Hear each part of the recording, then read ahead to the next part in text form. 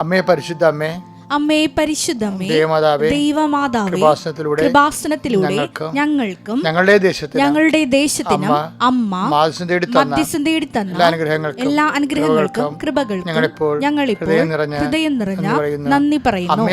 അമ്മേ പരിശുദ്ധമേ, ദൈവമാതാവേ, 2004 ഡിസംബർ 7-ാം തീയതി ഉച്ചകഴിഞ്ഞ് 2:30 കൃപാസനത്തിൽ സംഭവിച്ച അമ്മയുടെ പ്രത്യക്ഷപ്പെടലിനെ കുറിച്ച് തിരുസഭയ്ക്ക് സമർപ്പിച്ചിരിക്കുന്ന പഠനരേഖകളുടെ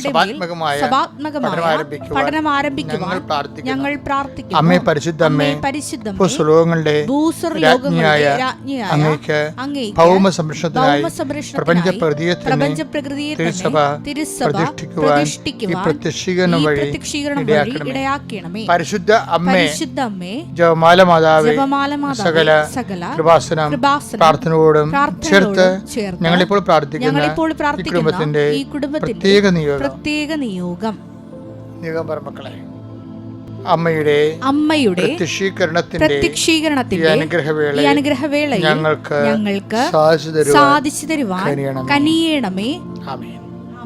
വിശ്വാസ പ്രമാണം. സർവശക്തനായ പിതാവും ആകാശത്തിന്റെയും ഭൂമിയുടെയും സൃഷ്ടാവുമായ ദൈവത്തിൽ ഞാൻ വിശ്വസിക്കുന്നു. അവിടുത്തെ ഏകപുത്രനും ഞങ്ങളുടെ കർത്താവുമായ ഈശോ മിശിഹായിലും ഞാൻ വിശ്വസിക്കുന്നു. ഈ പുത്രൻ പരിശുദ്ധാത്മാവിനാൽ ഗർഭസ്ഥനായി കന്യകാമറിയത്തിൽ നിന്ന് പിറന്ന് പൊന്തിയോസ് പീലാത്തോസിന്റെ കാലത്ത് പീഡകൾ സഹിച്ച് കുരിശിൽ തറയ്ക്കപ്പെട്ട് മരിച്ച് അടക്കപ്പെട്ട് പാതാളങ്ങളിൽ ഇറങ്ങി മരിച്ചവരുടെ ഇടയിൽ നിന്ന് 3-ാം നാൾ ഉയർത്ത് സ്വർഗത്തിലേക്ക് എഴുന്നള്ളി സർവശക്തിയുള്ള പിതാവായ ദൈവത്തിന്റെ വലതുഭാഗത്തിരിക്കുന്നു. അവിടെ നിന്ന് ജീവിക്കുന്നവരെയും മരിച്ചവരെയും വിധിക്കുവാൻ വരുമെന്നും ഞാൻ വിശ്വസിക്കുന്നു. പരിശുദ്ധാത്മാവിലും ഞാൻ വിശ്വസിക്കുന്നു. വിശുദ്ധ കത്തോലിക്കാ സഭയിലും പുണ്യവാന്മാരുടെ ഐക്യത്തിലും പാപങ്ങളുടെ മോചനത്തിലും ശരീരത്തിന്റെ ഉയർപ്പിലും നിത്യമായ ജീവിതത്തിലും ഞാൻ വിശ്വസിക്കുന്നു. ആമേൻ. സുഖസ്ഥനായ ഞങ്ങളുടെ പിതാവേ, അങ്ങയുടെ നാമം പൂജിതമാകണമേ. അങ്ങയുടെ രാജ്യം വരണമേ. അങ്ങയുടെ തിരുമനസ് സ്വർഗത്തിലെ പോലെ ഭൂമിയിലും ആകണമേ. അന്നു വേണ്ടുന്ന ആഹാരം ഇന്ന് ഞങ്ങൾക്ക് തരണമേ. ഞങ്ങളോട് തെറ്റ് ചെയ്യുന്നവരോട് ഞങ്ങൾ ക്ഷമിക്കുന്നത് പോലെ ഞങ്ങളുടെ തെറ്റുകൾ ഞങ്ങളോടും ക്ഷമിക്കണമേ.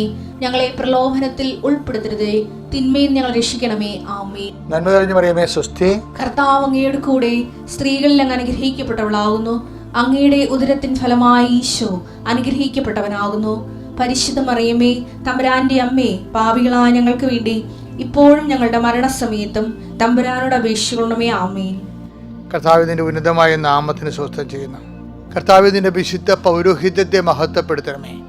കർത്താവെ, സഭയിലുള്ള സാന്നിധ്യം പ്രകടമാക്കണമേ. 39 വർഷം ഞാൻ അർപ്പിച്ച കൃപാനയുടെ യോഗ്യതയാൽ കൃപാസനത്താറെ ജീവനോടെ പ്രത്യക്ഷപ്പെട്ട പരിശുദ്ധ അമ്മയുടെ മാധ്യസ്ഥത്തിലെ ഞാൻ മക്കളെ ഈശ്വരനാമത്തെ ആശീർവദിക്കുന്നു. കർത്താവ്, കുടുംബത്തിന്റെ ഇന്നത്തെ കഴിച്ചിലിന് ആവശ്യമായ ദൈവ അനുഗ്രഹം ഈ പ്രാർത്ഥന വഴി ഈ കുടുംബത്തിന് അങ്ങ് നൽകണമെന്ന് പ്രാർത്ഥിക്കുന്നു. ഈ കുടുംബം ഇന്ന് കർത്താവെ, ഈ വ്യക്തി ആരാണോ ഇപ്പോഴേ എവിടെ വെച്ചാണോ ഈ പ്രാർത്ഥന കൂടുന്നത്, ആ വ്യക്തി, ആ ദൈവത്തിന്റെ മകള്, ദൈവത്തിന്റെ മകൻ, ഈ ദൈവത്തിന്റെ ഭവനം ഇന്ന് അനുഭവിക്കുന്ന പ്രത്യേക പ്രയാസം, ഇന്ന് ഭയപ്പെടുന്ന പ്രത്യേകമായ ഒരു വിഷയം, ആ വിഷയത്തിൽ ദൈവികമായ തീരുമാനം ഉണ്ടാകാൻ 39 വർഷം ഞാൻ അർപ്പിച്ച കുർബാന ഇപ്പോഴാ മക്കൾക്ക് ജീവിത പ്രശ്ന പരിഹാരത്തിനായി ഈശോനാമത്തിൽ കാഴ്ചവെക്കുന്നു. കർത്താവ്, ഈ പ്രഭാതത്തിൽ ഞങ്ങൾ വിളിച്ചെഴുന്നേൽപ്പിച്ചൊരു അങ്ങയുടെ തിരുസന്നിധി നിൽക്കുവാൻ ഇടയാക്കി നന്ദി പറയുന്നു. കുറെ വിഷയങ്ങൾ ചെയ്തു തീർക്കാനുള്ള ഒത്തിരിയേറെ മനുഷ്യരുണ്ട് ഈശോയെ. പല കാര്യങ്ങൾ പല ഇടങ്ങളിൽ പോയി ചെയ്യേണ്ടതുണ്ട്, ഉത്തരവാദിത്വം നിർവഹിക്കേണ്ടതുണ്ട്. ചെയ്യുന്നവർക്കെല്ലാം ഒരു അവകാശം കൊടുക്കണമേ. വചനം വായിക്കുവാനും വചനങ്ങൾ കേൾക്കുവാനും അതനുസരിച്ച് ജീവിത വിശുദ്ധി പാലിക്കുവാനും ദൈവത്തിന് പക്ഷം ചേർക്കുവാനും കൂടെ നിർത്തുവാനും കർത്താവെ, നഷ്ടപ്പെട്ടു പോയ ആധ്യാത്മിക അനുഗ്രഹങ്ങളും നഷ്ടപ്പെട്ടു പോയ ദൈവത്തിന്റെ ചൈതന്യങ്ങൾ തിരികെ ആർജിക്കുവാൻ അവരുടെ മക്കളെ അനുഗ്രഹിക്കണമെന്ന് പ്രാർത്ഥിക്കുന്നു. പഠിക്കുന്ന കുഞ്ഞുങ്ങളെ പ്രത്യേകം ശ്രദ്ധിച്ച് പ്രാർത്ഥിക്കുന്നു. അവരുടെ പഠന വിഷയങ്ങൾ സെലക്റ്റീവ് ആകണമെന്ന് പ്രാർത്ഥിക്കുന്നു. അവർ പഠിക്കുന്നതെല്ലാം അടുത്ത ദിവസങ്ങളിൽ വന്ന് അവരെ അതിനെ അതിജീവിക്കുവാനുള്ള നല്ല മാർക്ക് വാങ്ങി പാസ്സാകാനുള്ള പ്രത്യേക സാഹചര്യം ഒരുക്കണം പ്രാർത്ഥിക്കുന്നു. പഠനത്തിന് വിഖ്യാതമായി നിൽക്കുന്ന കുടുംബ വഴക്കുകൾ, സാഹചര്യങ്ങൾ, മറ്റു തരത്തിലുള്ള വിഷമതകൾ, അതിനേക്കാൾ ഉപരി കുടുംബത്തിന്റെ പല വിഷയങ്ങൾ, കമ്പനി ചെയ്യുന്നവരുണ്ട്, ബൈ പ്രൊഫഷണലായിട്ടുള്ള ജോലികൾ ചെയ്യുന്നവരുണ്ട്, ഡോക്ടർമാരുണ്ട്, അങ്ങനെയുള്ളവരെല്ലാവരെയും അവരുടെ പ്രൊഫഷണൽ മേഖലകളിൽ ചെയ്യുന്നവരുണ്ട്, ഏജൻസികളുണ്ട്, അങ്ങനെയുള്ള എല്ലാവരെയും സമർപ്പിച്ച് പ്രാർത്ഥിക്കുന്നു. കർത്താവിൻ്റെ വലിയ കരുണ അവരേക്ക് ആവശ്യിക്കട്ടെ. കൂട്ടുകൂടി കളക്റ്റീവായിട്ട് ചെയ്യുന്ന ബിസിനസ്സുകളുണ്ട്, അതിൽ പടരപ്പിണക്കങ്ങളിലുണ്ട് കൊണ്ട് പലപ്പോഴും അവരെ കൂട്ടവസാനിപ്പിച്ചിട്ട് പിരിഞ്ഞിട്ട് ഒരാളുടെ തലയിൽ എല്ലാ കടങ്ങളും വരുന്നവരുണ്ട്, കടം വീട്ടി അത് ഏറ്റെടുക്കേണ്ട ആവശ്യങ്ങൾ വരുന്നവരുണ്ട്, അതിന് സമ്മർദ്ദങ്ങളുണ്ട്. ഇങ്ങനെ പലതരത്തിൽ മനസ്സ് പിരിമുറുക്കം കൊള്ളുന്നവരുണ്ട്. ഈശോയെ, അവരെല്ലാം നീ സന്ധിക്കണം പ്രാർത്ഥിക്കുന്നു. വീട് നഷ്ടപ്പെടാൻ പോകുന്നവരുണ്ട്, വീട് സ്ഥലം ഒരുമിച്ച് നഷ്ടപ്പെടുന്നവരുണ്ട്, കർത്താവ് അത് വിൽക്കാൻ വേണ്ടി പരിശ്രമിക്കുന്നവരുണ്ട്. ഇങ്ങനെ വ്യത്യസ്തങ്ങളായ വിഷമതകളിൽ കർത്താവ് വിദേശത്തുള്ള ഞങ്ങളുടെ മക്കളെ പ്രത്യേകിച്ച് പ്രാർത്ഥിക്കുന്നു. അവിടെ പഠനങ്ങൾ പഠിച്ചിട്ട് അവരെ അവിടെ വിസ പഠനകാലങ്ങൾ എക്സ്പയർ ആകാൻ പോകുന്നു, അവർക്ക് വിസ പുതുക്കി കിട്ടണില്ല. അത് എല്ലാ മേഖലകളിലും വേദനിക്കുന്നവരെ കർത്താവ്, നാട്ടിലാണെങ്കിൽ അവർക്ക് വല്ലാത്ത കടങ്ങൾ വന്നിരിക്കുന്നു, അവരെല്ലാവരും സന്ധിക്കണം പ്രാർത്ഥിക്കുന്നു. മക്കളില്ലാത്തവരെ, വിവാഹം ഒത്തുവരാത്തവരെ, ഭവനരഹിതരെ, വഴിയില്ലാത്തവരെ, സാമ്പത്തിക സുസ്ഥിതിയില്ലാത്തവരെ, ഒരു തൊഴിലും കാണാത്തവരെ, അതിനുവേണ്ടി പരിശ്രമിക്കുന്നവരെ എൻ്റെ കർത്താവിൻ്റെ ഉന്നതമായ നാമത്തെ സഭയുടെ അധികാരത്തിൽ കുരിശടയാളത്തെ അനുഗ്രഹിക്കപ്പെടട്ടെ. എൻ്റെ മക്കൾ, നമ്മൾ ഇന്ന് വായിക്കുന്നത് ഇപ്പൊ പരീക്ഷക്കാലമാണല്ലോ, പരീക്ഷക്കാലമാണ്, അതുപോലെ പ്രാർത്ഥനാകാലമാണ്. കൃപാസനത്തിലാണെങ്കിൽ എല്ലാ ദിവസവും പരീക്ഷ ഇല്ലാത്ത ദിവസങ്ങളൊക്കെ നൂറ് കണക്കിന് കുഞ്ഞുങ്ങളാണ് ഹോൾ ടിക്കറ്റ് വെഞ്ചരിപ്പിക്കാൻ വേണ്ടി വരണത്. അപ്പോൾ അവിടെ മാതാപിതാക്കന്മാരുടെ ഉടമ്പടി സീറ്റ് കാണിച്ചാൽ മതി, ഉടമ്പടി കാർഡ് കാണിച്ചാൽ. പക്ഷെ അത് അപ്ഡേറ്റ് ആയിരിക്കണം, പുതുക്കിയതായിരിക്കണം. കാര്യം നിങ്ങൾ ഉടമ്പടിയിലായിരിക്കണമല്ല. പണ്ട് ചിലർ ഇപ്പം പരീക്ഷക്കാരൊക്കെ പണ്ടെങ്ങോ ഉടമ്പടി ചെയ്തതാണ്, അവരതൊക്കെ വലിച്ചുകൊണ്ട് വരുന്നുണ്ട്. അവർ ഉടമ്പടി ഉഴപ്പിയതാണ്. 90 ദിവസം കഴിഞ്ഞ് ഉടമ്പടി പുതുക്കുന്നില്ലെങ്കിൽ നിങ്ങൾ ഉടമ്പടിയിലല്ലാതെ ക്യാൻസൽഡ് ആണ്. നിങ്ങൾക്ക് വേണേൽ പുതുക്കാം, പക്ഷേ ഹോൾ ടിക്കറ്റൊക്കെ വെഞ്ചരിച്ച് കിട്ടും. പക്ഷേ കൗൺസിലിങ്ങും മെസ്സേജൊന്നും നടക്കത്തില്ല. എന്താ പറയണമെന്ന് കാര്യം എന്ന് വെച്ചാൽ ചില ആൾക്കാർക്ക് ചില വിഷയങ്ങൾ ഉണ്ടാകുമ്പോൾ അവർ ക്യാൻസലായ ഉടമ്പടി എടുത്തിട്ട് വരും. അങ്ങനെയൊന്നും വരരുത്. കാര്യം ഉടമ്പടി എന്ന് പറഞ്ഞ ഒരു ജീവിതമാണ്, അല്ലാതെ അച്ഛനെ കാണാൻ വേണ്ടിയുള്ള ചീട്ടല്ല. അതിനെ ബുദ്ധിബോധമില്ലാത്ത ഉടമ്പടി എടുത്തിട്ടുണ്ട് കുറച്ച് പേര്. അതുകൊണ്ട് വളരെ ശ്രദ്ധിച്ച് വേണം ഈ കാര്യങ്ങൾ. ദൈവത്തോട് നമ്മൾ പരിശുദ്ധ അമ്മയുടെ മാധ്യസ്ഥത്തിൽ ഈശോയോട് ചെയ്യുന്ന കർത്താവിൻ്റെ വചനമനുസരിച്ച് സുവിശേഷ സാക്ഷിയായി ജീവിച്ചുകൊള്ളാമെന്ന് പറഞ്ഞുകൊണ്ട് വചനാധിഷ്ഠമായി ജീവിക്കുന്ന ഒരു ജീവിതക്രമമാണ് ഉടമ്പടി ജീവിതം. അതൊന്ന് ശ്രദ്ധിക്കണം. അതുകൊണ്ട് നമ്മൾക്ക് പ്രാർത്ഥനാക്കാലം, പരീക്ഷാക്കാലം പ്രാർത്ഥനാക്കാലമാണെന്ന് പറഞ്ഞാലും ചിലർ പ്രാർത്ഥിച്ചാലും വലിയ ഗുണമൊന്നും ഉണ്ടാകത്തില്ല. എന്താ കാര്യം? പ്രാർത്ഥിക്കുന്നതിൻ്റെ ഇടയ്ക്ക് ഒരു മൊബൈൽ എടുക്കും. പള്ളി വന്നിട്ട് പോലും ചാടിപ്പോയി മൊബൈൽ വരുമ്പോൾ ചാടി, അങ്ങനെ അവൻ പള്ളിയിൽ കുർബാനയിൽ കർത്താവിൻ്റെ മുമ്പിൽ നിൽക്കുകയാണ്. അപ്പോൾ ആരോ ഒരു കാണാൻ പോകത്ത് അവനെ വിളിക്കും, കുറേ ചാടിയും പള്ളിയുടെ മുറ്റത്ത് വീഴും. ഇത് അവിടെ മൊബൈൽ എടുക്കും. അപ്പോൾ അതൊക്കെ എന്ന് വെച്ച് കഴിഞ്ഞാൽ ഗുണത്തെക്കാരെ ദോഷമേ ചെയ്യത്തുള്ളൂ. കാര്യം എന്താ വെച്ചാൽ പ്രശ്നം വെച്ചാൽ നീ വീട്ടിലാണ് ഇരിക്കണമെങ്കിൽ അത്രയും തലവേദന ദൈവത്തിന് കുറേ. എന്താ കാര്യം വെച്ച് കഴിഞ്ഞാൽ മറ്റുള്ളവർ ഉതപ്പിൽ പെടുകത്തില്ല. നീ മറ്റുള്ളവർക്ക് ദുർമാതൃകയാണല്ലോ. അതുകൊണ്ട് ദൈവത്തിന് സാക്ഷിയായിട്ട് ജീവിക്കാൻ നോക്കണം. അത് തമാശനെ പെട്ടെന്ന് പറഞ്ഞതേ ഉള്ളൂ. ഞാൻ ഇപ്പോൾ പറയാൻ പോണ വിഷയം അതൊന്നുമല്ല. ഐസയുടെ പുസ്തകം നമ്മൾ വായിക്കാം. ഐസയ 29:8. സിയോൻ പർവ്വതത്തിനെതിരെ യുദ്ധം ചെയ്യുന്ന ശത്രു സമൂഹം ഭക്ഷിക്കുന്നതായി സ്വപ്നം കണ്ടിട്ട് ഉണരുമ്പോൾ വിശക്കുന്നവനെ പോലെയും കുടിക്കുന്നതായി സ്വപ്നം കണ്ടിട്ട് വരണ്ട തൊണ്ടയുമായി ഉണരുന്നവനെ പോലെയും ആകും. ഇതെന്ന് പറയുന്നത് നോൻപ് കാലം എന്നൊക്കെ അറിയാല്ല, ഉപവാസത്തിന്റെയും പ്രാർത്ഥനയുടെയും കാലമാണ്. പക്ഷെ ചില പ്രാർത്ഥനകൾ പാളിപ്പോകുന്നുണ്ട്. പ്രാർത്ഥനയുടെ ഇടയ്ക്ക് ഇതുപോലെ ഞാൻ പറഞ്ഞ മൊബൈൽ പോലെയുള്ള സംഭവങ്ങൾ എടുക്കുകയും ഇനി ഒന്നും എടുത്തില്ല പോലെ പരവിചാരം കൊണ്ടിരിക്കുകയും ചെയ്യത്തില്ലേ. അപ്പോൾ അവർ പ്രാർത്ഥിച്ച് കഴിയുമ്പോൾ അവർക്ക് സംഭവിക്കുന്നത് എന്താണ്? ഭക്ഷിക്കുന്നതായിട്ട് സ്വപ്നം കാണും, പക്ഷെ എഴുന്നേൽക്കുമ്പോൾ വിശക്കുമെന്ന്. അതിന് ചില പിള്ളേർക്കുണ്ട്. പഠിക്കുന്നതിൻ്റെ ഇടയ്ക്ക് അവർ റീല് കാണും. പരീക്ഷയ്ക്ക് പഠിക്കണേ, പേര് ഇളിച്ചോണ്ട് കോമഡിയും കണ്ട് ഇളിച്ചോണ്ടിരിക്കും, പിന്നെയും പഠിക്കും. 1 മണിക്കൂർ ഞാൻ പഠിച്ചു നോക്കുമ്പോൾ ഒന്നും ഓർക്കത്തില്ല. അതാണ് ഈ പറയണത്.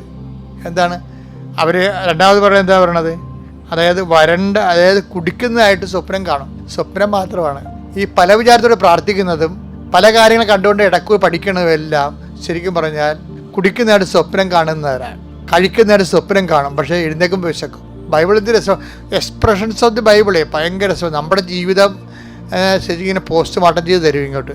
ഇപ്പം നീ ഏത് നിൻ്റെ സ്റ്റാറ്റസ് എന്താണെന്ന്. പ്രാർത്ഥനാക്കാലം എന്ന് പറയുമ്പോൾ പല വിചാരം നിർത്തിയിട്ട് പ്രാർത്ഥനയിൽ ഏകാഗ്രത ഉണ്ടാകണം. അത് നമ്മുടെ ഭാഗത്തുനിന്ന് ബോധപൂർവമായ ശ്രമം ഉണ്ടാകണം. ഇപ്പം എനിക്കിങ്ങനെ പ്രാർത്ഥനയിൽ ഇപ്പോൾ കടലാണെങ്കിൽ തിരച്ചിലുണ്ടാകത്തില്ലേ? അപ്പോൾ തിരയെല്ലാം ഒഴിഞ്ഞതിന് ശേഷം നമുക്ക് കടലിൽ കുളിക്കാൻ പറ്റുമോ? അപ്പോൾ എല്ലാ പല വിചാരങ്ങളും മാറിയതിന് ശേഷം നമുക്ക് പ്രാർത്ഥിക്കാൻ പറ്റുമോ? ഒരിക്കലും പ്രാർത്ഥിക്കാൻ പറ്റിയില്ല. മനസ്സിങ്ങനെ കടൽ പോലെ തെരഞ്ഞുകൊണ്ടിരിക്കും. അപ്പം എനിക്ക് എൻ്റെ ശ്രദ്ധപ്പെട്ട് കഴിഞ്ഞാൽ അപ്പം തന്നെ ഞാൻ മനസ്സാപഠനം ചൊല്ലും. ഞാനെങ്ങനെയാണ് പല വിചാരത്തിന് അതിജീവിക്കണം. പ്രാർത്ഥിച്ചുകൊണ്ടിരിക്കുമ്പോൾ എന്തെങ്കിലും തരത്തിലുള്ള വികട ചിന്ത വന്നെങ്കിൽ എൻ്റെ ദൈവം ഏറ്റവും നല്ലവരും എല്ലാത്തിനും ഉപരി സ്നേഹിക്കപ്പെടുകയും അങ്ങനെ പാവം ചെയ്യുന്നവർ പൂർണ്ണകൃതി കാര്യം പാവം തന്നെയാണല്ലോ പല വിചാരം എന്ന് പറയുന്നത്.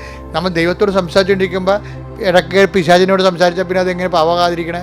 അപ്പോൾ അതേപോലെ പക്ഷേ അതേസമയം തന്നെ പല വിചാരങ്ങൾ പ്രാർത്ഥന ഉണ്ടാകുമ്പോൾ അത് സ്വാഭാവികമായിട്ട് നമുക്കിത് പ്രതീക്ഷിക്കാം. പക്ഷേ നമ്മൾ കൺട്രോൾ ചെയ്യണം. നമുക്ക് കൺട്രോൾ ചെയ്യാൻ ഈ മനസ്സാപ്പാണ് എൻ്റെ ഈ സൂത്രം നല്ലതാണ് എന്നെ സഹായിച്ചിട്ടുണ്ട് കുറേ. കാരണം പരവിചാരം ഇല്ലാതെ ഒരിക്കലും നമുക്ക് പ്രാർത്ഥിക്കാൻ പറ്റത്തില്ല. പരവിചാരം ഇല്ലാതെ ഇരിക്കുമ്പോൾ തന്നെ ഇരിക്കണത് തന്നെ നമ്മൾ ആ 0 പോയിന്റിലേക്ക് ഏതെങ്കിലും സംഭവങ്ങൾ കയറി വരും. അപ്പോൾ അതുകൊണ്ട് നിങ്ങൾ വിഷമിക്കേണ്ട. പക്ഷേ നമുക്കൊരു ബോധം ഉണ്ടാവണം, അവയർനെസ് ഉണ്ടാകണം ഈ വിഷയത്തെക്കുറിച്ച്. പിന്നെ ദൈവത്തിൻ്റെ സഹായത്തിനായിട്ട് നമ്മൾ പ്രാർത്ഥിക്കും. ജവമാലിലൊക്കെ അങ്ങനെ പരവിചാരം കൊണ്ടായിരിക്കാൻ നമ്മൾ ദൈവത്തോട് പ്രാർത്ഥിക്കുന്ന ഒരു ഭാഗമുണ്ട്. ഞാൻ എന്താ പറയണമെന്ന് വെച്ച് കഴിഞ്ഞാൽ പഠനമായാലും പ്രാർത്ഥനയായാലും ഇത് ഈ പഠനത്തിനിടക്കും പ്രാർത്ഥനയിടക്കും വേറെ ചില കാര്യങ്ങളൊക്കെ ബിസിനസ്സൊക്കെ വന്നു കഴിഞ്ഞാൽ സ്റ്റോക്സുകൾ, കോമഡികൾ, റീലുകൾ, വേറെ കണ്ടൻറ്റുകൾ ആവശ്യമില്ലാത്ത പാട്ടിപ്പോയി തലയിടുക. ഞാൻ ഇവിടെ പഠിക്കുന്ന പിള്ളേരോട് എവിടെ വരുമ്പോൾ പറയും വീട്ടിൽ മമ്മിയും പപ്പയൊക്കെ കിടന്നിട്ട് ബഹളമൊക്കെ ഉണ്ടാക്കും. നിങ്ങൾ എൻ്റെ അടുത്ത് തലയിട്ട് കൊടുക്കരുത്, നിങ്ങൾക്ക് പരീക്ഷക്കാലമാണ്, മര്യാദക്കിരുന്ന് പഠിക്കുക. അതാണ് പറയണത്. അങ്ങനെ പല വിചാരത്തിൽ പഠിക്കുകയാണെങ്കിലും പല കാര്യങ്ങൾ ഇടപെട്ടുകൊണ്ട് പ്രാർത്ഥിക്കുകയാണെങ്കിലും ഒക്കെ സംഭവിക്കണമെന്ന് വെച്ചാൽ കുടിക്കുന്നതായിട്ട് സ്വപ്നം കാണും, എഴുന്നേൽക്കുമ്പോൾ തലയൊന്നും ഉണ്ടാകത്തില്ല. വരണ്ട തൊണ്ടയുമായിട്ട് എഴുന്നേക്കുന്നു. ഭക്ഷിക്കുന്നതായിട്ട് സ്വപ്നം കാണും, പക്ഷേ എഴുന്നേൽക്കുമ്പോൾ വിശന്ന വയറോട്ട് എഴുന്നേൽക്കും. എല്ലാം അത് കറക്റ്റ് ദൈവചൈതന്യത്തോട് തന്നെ പ്രാർത്ഥിക്കാൻ വേണ്ടിയാണ് ഞാനിത് പറയണത്. കാര്യം ഇതൊക്കെ അച്ഛൻ പറയണ മക്കളെ കേട്ട് ഇപ്പം ഞാൻ പറഞ്ഞില്ലേ പല വിചാരം കൂടാതെ ഇരിക്കുക. ഈ മനസ്സാപ്പറിനെ എപ്പോഴും പഠിച്ചു വെക്കണം. കൃപാസനത്തിൻ്റെ പ്രാർത്ഥനകളിലൊക്കെ മനസ്സാപ്പുറം ഉണ്ടാകും. അത് പഠിച്ചു വെച്ചാൽ നമുക്ക് എല്ലാവർക്കും കാത്തലിക്സിനെ എല്ലാം അറിയാം ഈ പ്രാർത്ഥന. മറ്റുള്ളവർ ശ്രദ്ധിക്കണം.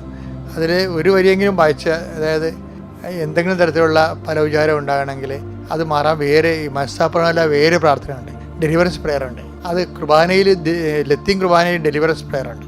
അതെടുത്ത് ഞാൻ ചില പ്രാർത്ഥിക്കും. എന്താണ്?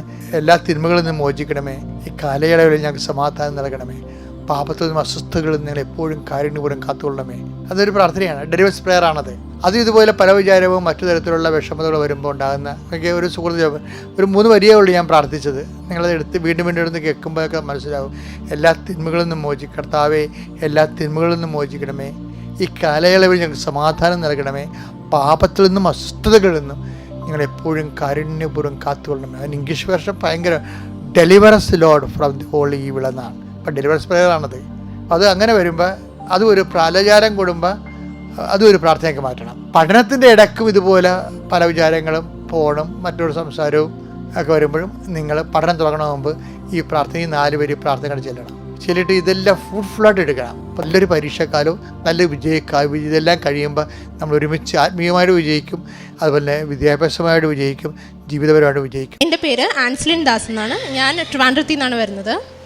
ഞാൻ ആദ്യമായിട്ട് ഉടമ്പടി എടുത്തത് കഴിഞ്ഞ വർഷം ഫെബ്രുവരി 15-നാണ്. ഞാൻ ഉടമ്പടി എടുക്കാനുള്ള റീസൺ എൻ്റെ ജോലിക്ക് വേണ്ടിയിട്ടാണ് ഞാൻ മെയിനായിട്ട് ഉടമ്പടി എടുത്തത്.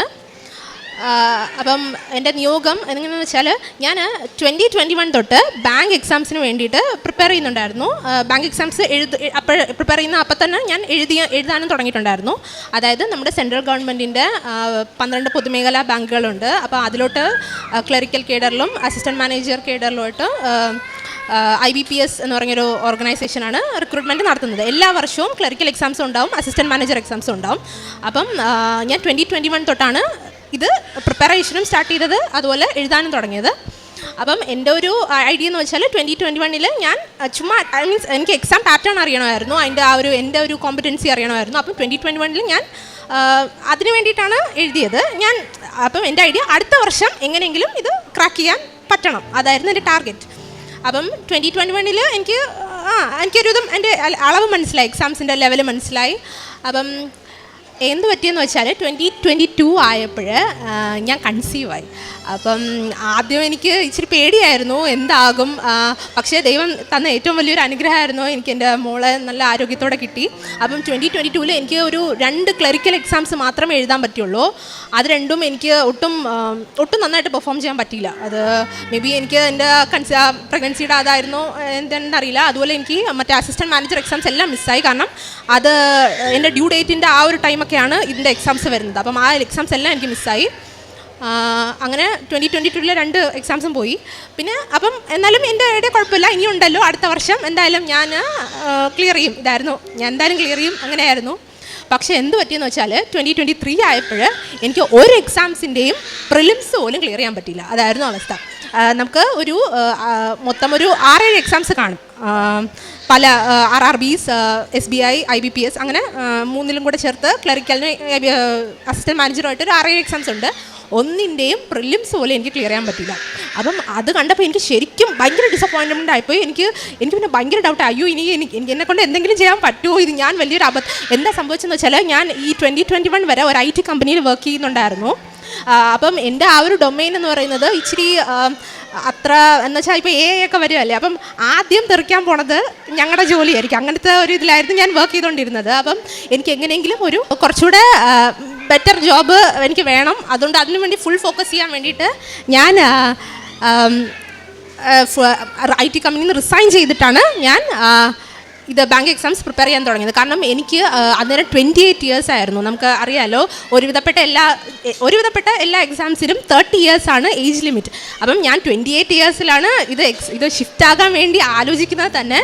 അപ്പം എനിക്ക് ഒരു 2 വർഷവും ഉണ്ട്. പിന്നെ ഞാൻ OBC കാറ്റഗറിയാണ്. അപ്പോൾ അതിൻ്റെ ഒരു റിലാക്സേഷൻ നമുക്കൊരു 3 വർഷം കൂടെ കിട്ടും. ആ ഒരു ബലത്തിലാണ് ഞാൻ എങ്ങനെയെങ്കിലും എഴുതിയെടുക്കും എന്നുള്ള രീതിയിലാണ് ഞാൻ അത് വിട്ടിട്ട് ഇതിൽ ഫുൾ ഫോക്കസ് ചെയ്ത് എങ്ങനെയെങ്കിലും ഇത് എടുക്കണം എന്നുള്ള രീതിയിൽ ഞാൻ പ്രിപ്പറേഷൻ സ്റ്റാർട്ട് ചെയ്തത്. പക്ഷേ 2023 ആയപ്പോഴേക്കും എൻ്റെ 3ാമത്തെ വർഷമാണ്. അപ്പം അപ്പോഴും ഇതാണ് അവസ്ഥ. അപ്പം എനിക്ക് ഭയങ്കര ഡിസപ്പോയിൻമെൻ്റ് ആയിപ്പോയി. അപ്പോൾ എൻ്റെ അമ്മയും എൻ്റെ അമ്മായിയമ്മയും രണ്ടുപേരും ഇതിനു മുമ്പേ ഒത്തിരി വർഷങ്ങളായി ഉടമ്പടി എടുത്തു. ഇതിൽ നന്നായിട്ട് അവർ വർഷങ്ങളായിട്ട് ഇതിൽ തന്നെ നിന്ന് അങ്ങ് വരികയാണ്. അപ്പം ഇവർക്ക് ഇതിൻ്റെ പവർ അറിയാം. അപ്പം അമ്മ പറഞ്ഞു, എന്തിനാണ് ഇങ്ങനെ ഡിസപ്പോയിൻറ്റഡ് ആവുന്നത്, എന്നെ ഉടമ്പടി എടുക്കാൻ പറഞ്ഞു. അപ്പം അവരുടെയൊക്കെ നിയോഗത്തിൽ എൻ്റെ കാര്യമുണ്ട്. പക്ഷേ എന്നാലും ഞാനായിട്ട് എനിക്ക് വേണ്ടി ഉടമ്പടി എടുക്കാൻ അവർ പറഞ്ഞു. അപ്പം ഞാൻ അങ്ങനെയാണ് കഴിഞ്ഞ വർഷം ഞാൻ എടുത്തത്. അതായത് ആ ഒരു സമയം എൻ്റെ സകല എക്സാംസും പൊട്ടി എല്ലാം ഇങ്ങനെ ഇരിക്കുന്ന ഒരു അവസ്ഥയായിരുന്നു. അങ്ങനെയാണ് ഞാൻ എക്സാംസ് ഒക്കെ കഴിഞ്ഞ ആ ഒരു സമയത്ത് എടുക്കുന്നത്. അപ്പം ഉടമ്പടി എടുത്തു. എന്നിട്ട് ഓരോ കാര്യങ്ങളായിട്ട് ഞാൻ ചെയ്യാൻ തുടങ്ങി. ഇതിൻ്റെ പ്രേക്ഷിത പ്രവർത്തനവും കാരുണ്യ പ്രവർത്തനങ്ങളും പ്രാർത്ഥനകളും എല്ലാം നല്ല എന്നെ കൊണ്ട് മാക്സിമം പറ്റുന്ന രീതിയിൽ ഞാൻ ചെയ്തു. മീൻസ് എനിക്ക് തൃപ്തിയാകുന്ന ആ ഒരു രീതിയിൽ തന്നെ ഞാൻ എന്നെ കൊണ്ട് പറ്റുന്ന രീതിയിൽ മാക്സിമം അത് ചെയ്തു. പിന്നെ ഒരു നോട്ടിഫിക്കേഷൻ, നമ്മുടെ എല്ലാ നോട്ടിഫിക്കേഷൻസും സ്റ്റാർട്ട് ചെയ്യുന്നത് ഒരു ഓഗസ്റ്റ് തൊട്ടൊക്കെയാണ്.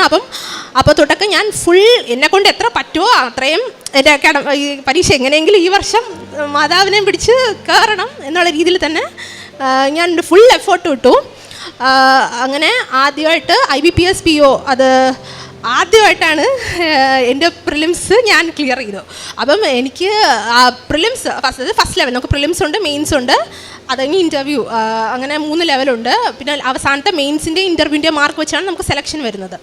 അപ്പം ആദ്യമായിട്ടാണ് ഒരു പ്രിലിംസ് എനിക്ക് പാസ്സാവുന്നത്. അപ്പം അത് ഉടമ്പടി എടുത്തിട്ട് ഞാൻ ആദ്യമായിട്ട് എഴുതിയ അസിസ്റ്റൻറ്റ് മാനേജർ എക്സാംസ്. അപ്പം അത് എനിക്ക് പാസ്സായി. അപ്പം ഞാൻ മാതാവുണ്ട്, ഈ വർഷം എങ്ങനെയെങ്കിലും മാതാവ് കയറ്റിവിടും.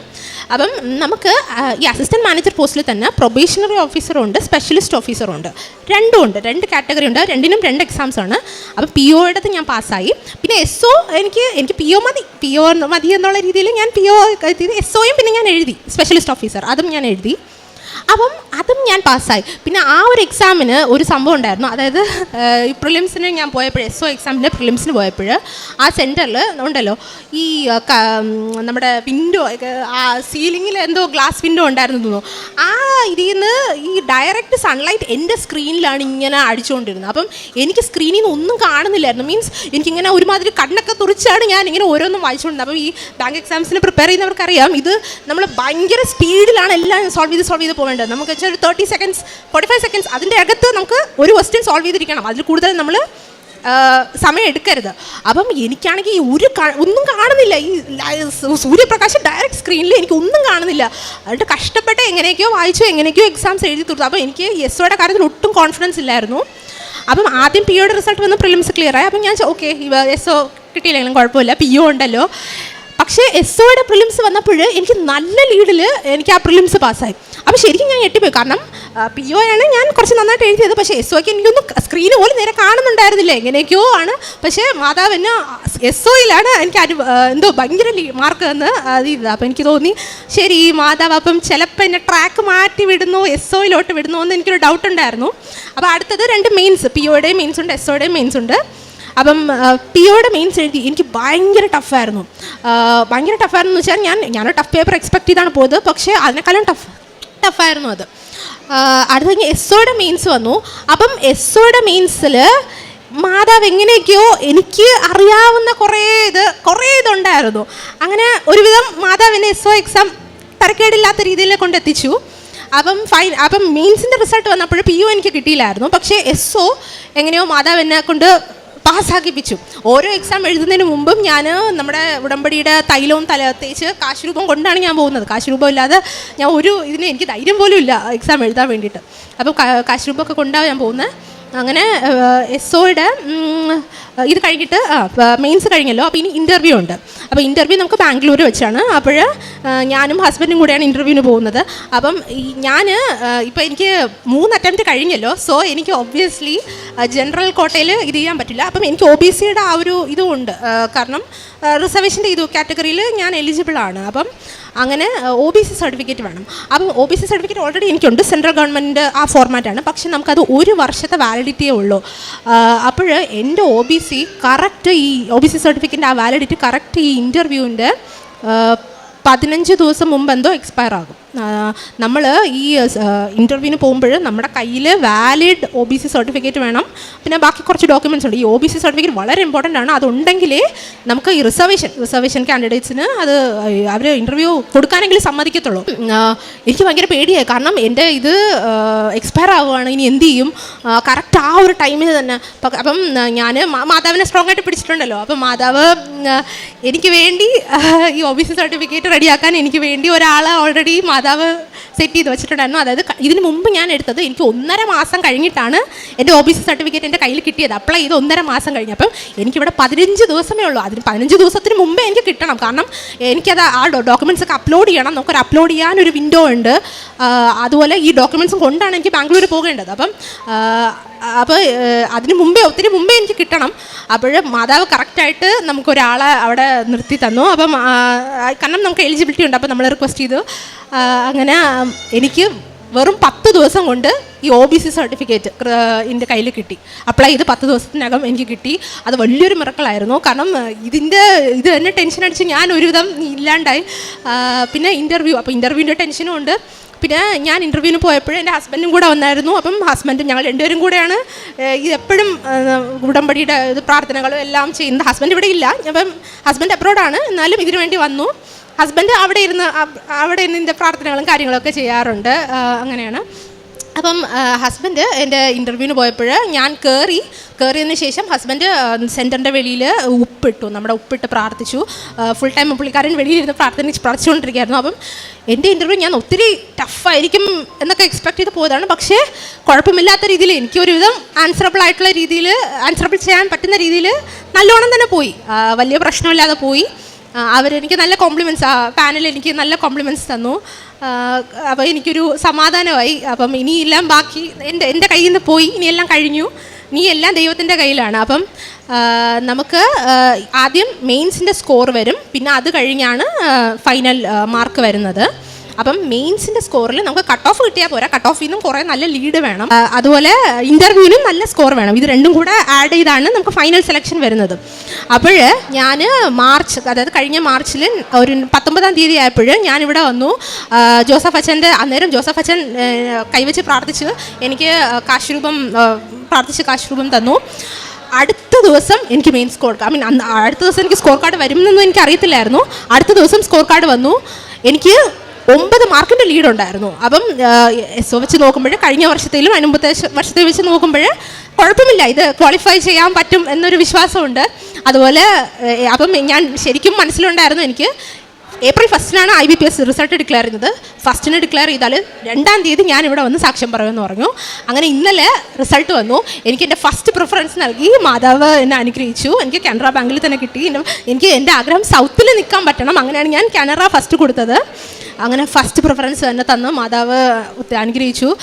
ഇതെൻ്റെ കാരണം 2021 തൊട്ട് തുടങ്ങിയ സ്ട്രഗിളാണ്. അപ്പോൾ തൊട്ട് എനിക്ക് ക്ലിയർ ചെയ്യാൻ പറ്റുന്നുണ്ടായിരുന്നില്ല. ഉടമ്പടി എടുത്ത് ആദ്യത്തെ അറ്റംപ്റ്റിൽ തന്നെ ആദ്യത്തെ ആ ഒരു റൗണ്ട്, ആ ഒരു വർഷം തന്നെ മാതാവ് എന്നെ കരകയറ്റി വിട്ടു. അപ്പം മാതാവിന് ഒത്തിരി നന്ദി. പിന്നെ പ്രേക്ഷിത പ്രവർത്തനമായിട്ട് ഞാൻ ട്രിവാൻഡ്രത്ത് ജനറൽ ഹോസ്പിറ്റലിലും അവിടെ നമ്മുടെ ഡിസ്റ്റിറ്റ്യൂട്ട്സിൻ്റെ വാർഡുണ്ട്. അപ്പം അവിടെ അത്യാവശ്യം കുറച്ച് സഹായമൊക്കെ ആവശ്യമുള്ള സാധനങ്ങളൊക്കെ കൊണ്ടെത്തിക്കുമായിരുന്നു. അതുപോലെ ഞങ്ങളുടെ തന്നെ പാരിഷിൻ്റെ അടുത്തൊരു ആകാശപ്പറവുണ്ട്. അപ്പം അവിടെയും കുറച്ച് സഹായം എത്തിച്ചു. അല്ലാതെ ഞാൻ ഈ സോഷ്യൽ മീഡിയയിലൊക്കെ കാണും ആരെങ്കിലും സഹായം, വാലിഡ് കേസസ് ആണ് നമുക്ക് ബോധ്യപ്പെടുമല്ലോ. അപ്പോൾ അവരെയൊക്കെ എന്നെ കൊണ്ട് പറ്റുന്ന രീതിയിലൊക്കെ ഞാൻ സഹായിക്കാറുണ്ട്.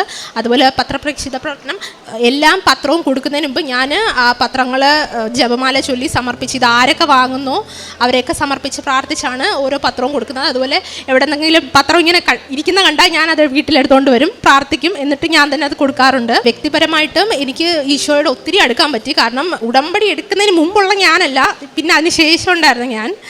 അതായത് അതിന് മുമ്പൊക്കെ ഞാൻ സൺഡേ മാസിന് പോകും, പകുതിയാകുമ്പോൾ പോകും, വരും, അങ്ങനെയൊക്കെ ആയിരുന്നു. പക്ഷേ ഇതിന് ശേഷം ഞാൻ 180 ഡിഗ്രി ടേൺ എടുത്തു. അത് മീൻസ് മാസ് വലിയൊരു ഇമ്പോർട്ടൻറ്റ് ഫാക്ടറായിരുന്നു. 126 സങ്കീർത്തനം 3 തിരുവചനം അരുളി ചെയ്യുന്നു, കർത്താവ് ഞങ്ങൾക്ക് വേണ്ടി വൻകാര്യങ്ങൾ ചെയ്തിരിക്കുന്നു, ഞങ്ങൾ സന്തോഷിക്കുന്നു.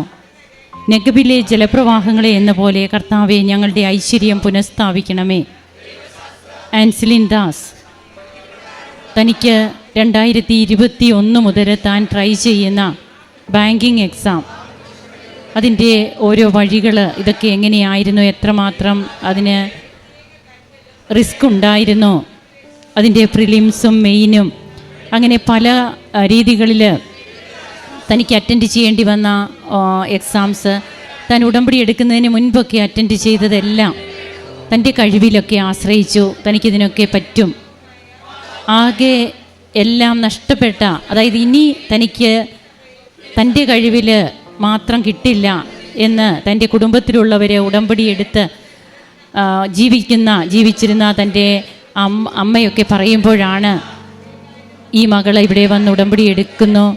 പിന്നീട് ഉടമ്പടിയിലൂടെ തനിക്ക് കിട്ടിയ അനുഭവങ്ങൾ, തൻ്റെ എക്സാം അത് 2 പാർട്ടായിട്ടുള്ളതിൽ ഒരു പാർട്ട് താൻ നന്നായിട്ട് അറ്റൻഡ് ചെയ്തു, മറ്റൊന്ന് തനിക്ക് ഒന്നും കാണാൻ പോലും പറ്റാത്ത രീതിയിൽ സിസ്റ്റം തന്നെ ബ്ലറായിട്ടിരിക്കുന്ന അവസ്ഥ.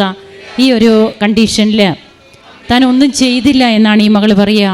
അതും ഷോർട്ട് സ്പാൻ ഓഫ് ടൈമിൽ ഇതിൻ്റെ ആൻസേഴ്സ് കൊടുക്കണം, ആൻസർ ചെയ്യണം.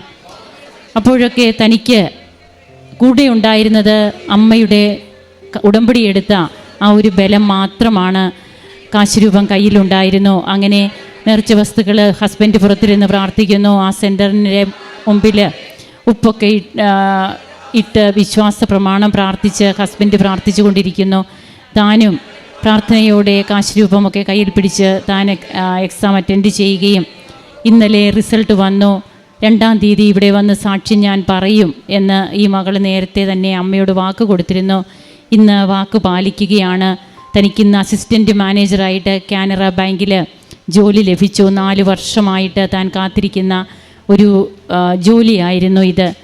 ഇതിലൂടെ തനിക്ക് വന്ന മാറ്റങ്ങൾ, തൻ്റെ ഫിസിക്കൽ ലൈഫിൽ ദൈവം കൃപ ചൊരിഞ്ഞു.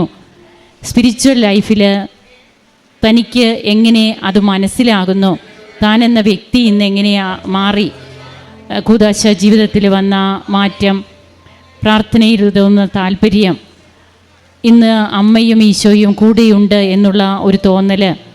അപ്പോൾ നമുക്കിവിടെ കാണുവാൻ കഴിയുക ടൈം ഷോർട്ടണിങ്, 4 വർഷമായിട്ട് കാത്തിരിക്കുന്നത്.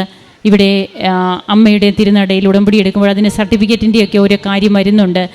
ഇതിന് മുൻപ് 1.5 മാസം എടുത്തിരുന്നതാണ്. ഈ മകളുടെ മുൻപിൽ ടൈമില്ല, വെറും 15 ദിവസമേ ഉള്ളൂ. അപ്പോഴതിനിടയ്ക്ക് ഇത് കിട്ടണം, അത് കിട്ടാൻ യാതൊരു ചാൻസും ഇല്ല.